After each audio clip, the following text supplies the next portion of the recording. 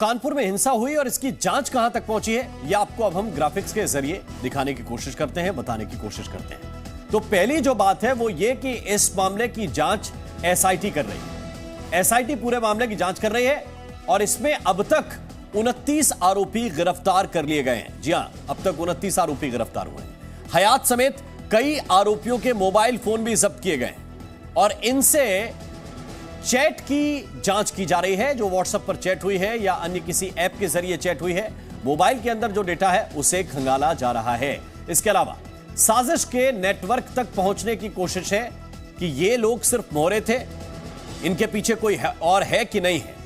आरोपियों से पीएफआई से जुड़े साहित्य बरामद हुए हैं। यह भी आपने कमिश्नर की बात सुनी और पीएफआई से जुड़ा जो साहित्य बरामद हुआ है उसकी भी जांच की जा रही है। बंद के लिए पीएफआई साहित्य का इस्तेमाल हुआ। मणिपुर और पश्चिम बंगाल का कनेक्शन भी इसमें सामने आ रहा है। बंगाल और मणिपुर बंद से दंगे का कनेक्शन जोड़ा जा रहा है।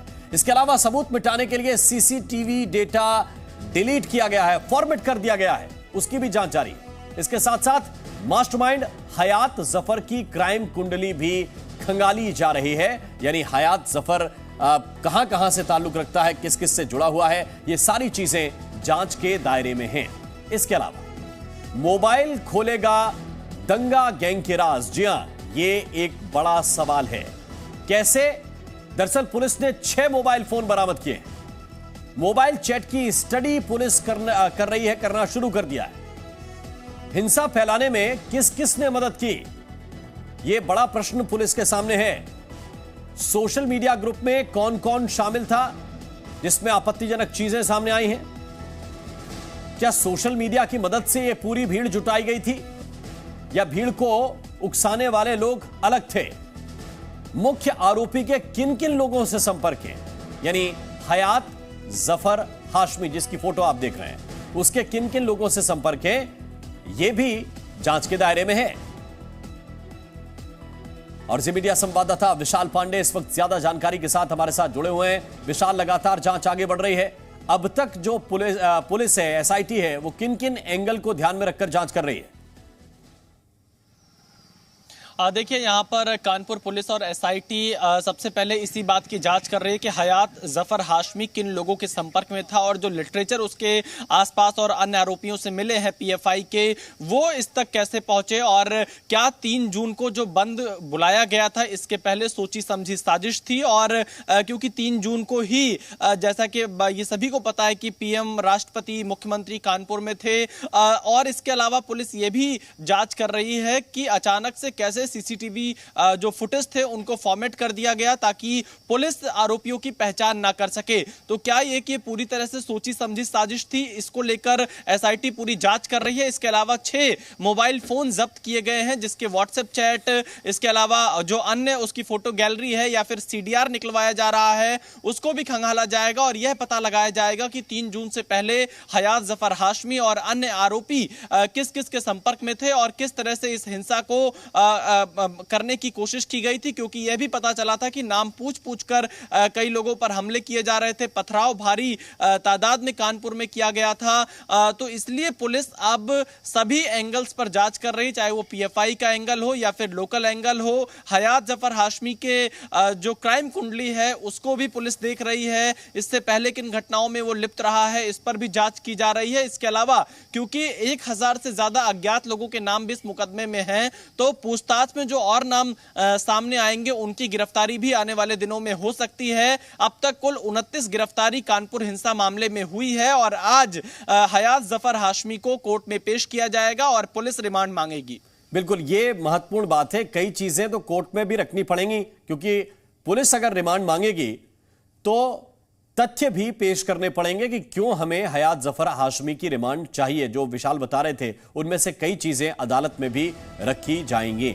आप हमारे साथ रहिए, विशाल आपके पास लौट कर आते हैं। जो आरोपी हैं इसके, उनमें पहला नाम है हयात जफर हाशमी का। ये आपको ग्राफिक्स के जरिए हम दिखाते हैं कौन कौन आरोपी हैं। आरोपी नंबर 2 जो है उसका नाम आदिल है और ये वो आरोपी हैं जिनके नाम एफआईआर में दर्ज किए गए हैं। नामजद इमरान कालिया जिसके ऊपर एफआईआर हुई है। इसके अलावा चौथा जो आरोपी है उसका नाम है सहरियान। इसके साथ साथ यूसुफ मंसूरी जौहर फेंस एसोसिएशन, ये जौहर फैंस एसोसिएशन यही चलाता था हयात जफर हाशमी। आमिर जावेद अंसारी जौहर फैंस एसोसिएशन से जुड़ा हुआ एक और नाम, आरोपी नंबर 6। इसके अलावा आरोपी नंबर 7 जिसका नाम है अब्दुल शकील। ऐसे कुल मिलाकर 36 आरोपी 3 एफआईआर में बनाए गए हैं। अरफित और आसिफ ये वो नाम हैं जो जिनकी तलाश पुलिस को है, या उनमें से कुछ गिरफ्तार भी हो गए। 24 तो गिरफ्तार हो गए। कुल मिलाकर 29 आरोपी हैं। इजराइल आरोपी नंबर 9, आरोपी नंबर 10 नासिर। आपको यह बता दें कि इनमें से 18 लोगों को पहले गिरफ्तार किया गया था। इसके बाद 4 की गिरफ्तारी कल हुई है। आशिक अली आरोपी नंबर 12 है। मोहम्मद आकिब। इस तरह के कुल मिलाकर 36 आरोपी हैं। और विशाल हमारे साथ लगातार बने हुए हैं। विशाल, आरोपियों के नाम के साथ साथ यह भी बहुत महत्वपूर्ण है कि उनका बैकग्राउंड निकाला जाए, यह पता किया जाए कि इन्होंने पहले क्या क्या किया है और ये पहले किस तरह की गतिविधियों में लिप्त थे। क्या अब तक जो मुख्य आरोपी है हयात जफर हाशमी, उसके सिलसिले में कोई बड़ी जानकारी पुलिस के हाथ लगी है? देखिए, पुलिस उसके फ़ोन कॉल्स, उसके व्हाट्सएप चैट और उसके संबंधों को ढूंढने की कोशिश कर रही है कि वो किन किन लोगों के संपर्क में था, क्योंकि 3 जून को जब यह घटना हुई उसके परिवार वाले कह रहे हैं कि वो मौके पर नहीं था, लेकिन पुलिस जो जांच कर रही है उसमें कुछ और चीज़ें मिल सकती हैं उसकी मौजूदगी को लेकर भी, और वो किस तरह से सोशल मीडिया पर एक्टिव था, कैसे लोगों को इकट्ठा करने के लिए बुला रहा था, इस तमाम चीज़ों की जाँच भी पुलिस यहाँ पर कर रही है। क्योंकि भीड़ हजारों की संख्या में थी जब यहां पर कानपुर में पथराव हो रहा था, और अचानक से इतनी भारी संख्या में भीड़ इकट्ठा हो जाना कोई संयोग नहीं हो सकता है। इसीलिए पुलिस यहां पर हयात जफर हाशमी से एक लंबी पूछताछ कर सकती है। रिमांड यहां पर कोर्ट से पुलिस मांगेगी, और उसके कॉन्टेक्ट्स को, क्योंकि पुलिस कमिश्नर यह बता रहे हैं कि पश्चिम बंगाल और मणिपुर में बंद के दौरान जो पर्चे बांटे गए थे, कुछ वो पर्चे कानपुर में उन्हें मिले हैं जिन्हें पुलिस ने जब्त किया है। उन पर्चों से आगे की भी जांच की जाएगी, और हयात से एक लंबी पूछताछ इसमें जरूर होगी। हयात के साथ साथ जो अन्य अब तक 28 गिरफ्तार किए गए हैं उन लोगों से भी पूछताछ होगी। और सबसे बड़ा सवाल यही है कि 3 जून की तारीख ही कानपुर में क्यों चुनी गई थी, इस पूरे विरोध प्रदर्शन के लिए या बंद बुलाने के लिए? क्योंकि 3 जून को ये सभी को पता था कि राष्ट्रपति के पैतृक गांव में एक बड़ा कार्यक्रम होने वाला है, जहां प्रधानमंत्री रहेंगे, राष्ट्रपति रहेंगे, मुख्यमंत्री रहेंगे। तो ये जो तारीख चुनी गई है उसको लेकर भी किसी साजिश को है कि नहीं है, इस पर पुलिस फिलहाल जांच कर रही है। बहुत बहुत शुक्रिया, बहुत बहुत धन्यवाद विशाल पांडे आपका इस पूरे अपडेट के लिए, इस पूरी जानकारी को विस्तार से हम तक पहुंचाने के लिए। और कानपुर हिंसा के पीछे क्या पीएफआई का दंगाई प्लान था? यह सवाल इसलिए उठ रहा है क्योंकि जुमे की नमाज के बाद जिस तरह से कानपुर में हिंसा भड़काई गई वो पीएफआई के पैटर्न से मिलता जुलता हुआ दिख रहा है। और बड़ी बात यह भी है कि जिस 3 जून को कानपुर में हिंसा हुई उसी दिन पीएफआई ने बंगाल और मणिपुर में भी बंद बुलाया था। मतलब साफ है कि कानपुर दंगों का कनेक्शन पश्चिम बंगाल और मणिपुर तक पहुंचता हुआ दिख रहा है। हमारे पास उन 5 लोगों की सूचना है और उनको शीघ्र ही उनको आइडेंटिफाई करके उनकी भी, अगर उनका रोल है तो उनको गिरफ्तार किया जाएगा। किसी को भी, किसी भी ऑर्गेनाइजेशन से व्यक्ति क्यों ना हो, किसी भी व्यक्ति को बख्शा नहीं जाएगा। किसी भी ऑर्गेनाइजेशन से वो बिलोंग करता हो, चाहे पीएफआई से हो चाहे कहीं और से।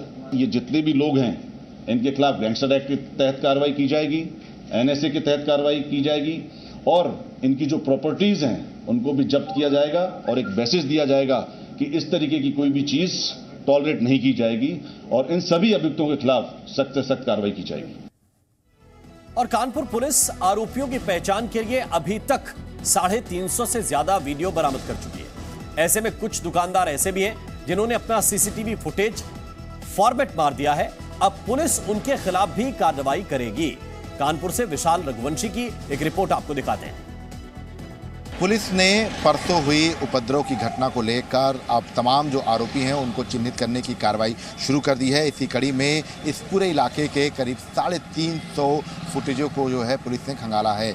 इस दौरान पुलिस को ये भी जानकारी मिली है कि तमाम जो ऐसे लोग भी थे, जो दुकानदार थे, जिन्होंने अपने फुटेज डिलीट भी किए हैं। ये वो मस्जिद का इलाका है जहां पर उपद्रवियों ने जमकर हंगामा काटा था। 2-2.5 घंटे तक यहां पर पुलिस ने पथराव किया था, और फिलहाल इस जगह को सबसे ज़्यादा संवेदनशील माना जा रहा है। फिलहाल यहाँ पर जो फुटेज थे उनको जो है प्राप्त किया गया था, लेकिन कुछ ऐसे दुकानदार थे जिन्होंने अपने सीसीटीवी कैमरे के जो फुटेज थे वो डिलीट भी कर दिए हैं। आपको हम बता दें कि आप देख सकते हैं कि इस स्थिति की को संवेदनशील देखते हुए यहाँ पर RAF जो है वो तैनात किया गया है। इसके साथ साथ जो कैमरेस हैं वो आपको दिखा दें कि जो CCTV कैमरेस हैं उनको जो है यहाँ पर खंगाला गया है पूरी तरफ से, लेकिन कुछ ऐसे कैमरेस हैं जिनमें से फुटेज डिलीट थे, तो ऐसे में इन दुकानदारों से भी पूछताछ की जाएगी। आपको ये देखिए तस्वीर दिखा दें कि ये कैमरे लगे हुए हैं और फिलहाल जो फुटेज थे उनको जो है डिलीट किया गया है, जिसके बाद पुलिस जो है वो अब इन तमाम लोगों के खिलाफ भी कार्रवाई करने की तैयारी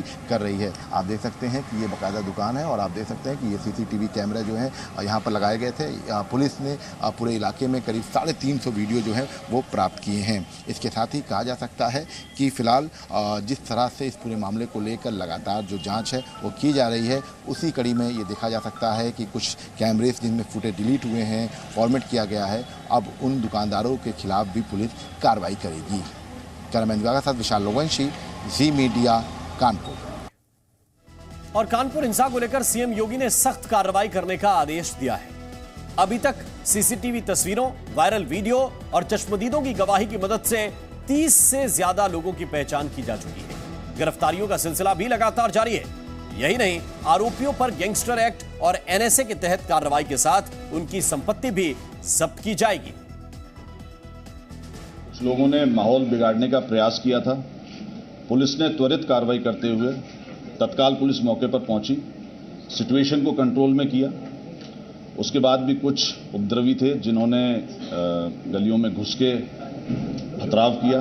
पुलिस ने वहां पर उनको खदेड़ा और उस वक्त पुलिस ने त्वरित कार्रवाई करते हुए करीब 18 लोगों को गिरफ्तार किया। इसके बाद इस पूरे प्रकरण में करीब 3 FIR पंजीकृत हुई हैं। 18 लोगों की गिरफ्तारी की जा चुकी है। मौके पे शांति है और वहाँ फोर्स लगातार भ्रमणशील है और उपद्रवियों की और षड्यंत्रकारियों की पहचान वीडियो के द्वारा कराई जा रही है जो वहाँ से उपलब्ध हैं और इन सभी उपद्रवियों और षड्यंत्रकारियों के विरुद्ध गैंगस्टर एक्ट में कार्रवाई होगी, उनकी संपत्ति जब्ती होगी तथा जो भी सार्वजनिक और प्राइवेट प्रॉपर्टी को डैमेज हुआ है उसके अमाउंट की रिकवरी भी हम इन लोगों से कराएंगे। और आइए अब आपको दिखाते हैं कानपुर हिंसा का नंबर गेम। आज 4 आरोपियों की पेशी है कोर्ट पे, जिसमें मुख्य आरोपी भी है। अब पुलिस की कोशिश ये है कि इनकी 14 दिन की पुलिस रिमांड मिल जाए। रिमांड मिलेगी तो पूछताछ में आसानी होगी। 36 नामजद आरोपी हैं, जिनमें से 24 आरोपियों से ज्यादा गिरफ्तार हो चुके हैं। हमारी जानकारी है कि लगभग 29 आरोपी गिरफ्तार अब तक हो गए हैं। Presenting B News app available on Google Play and App Store. Download it now.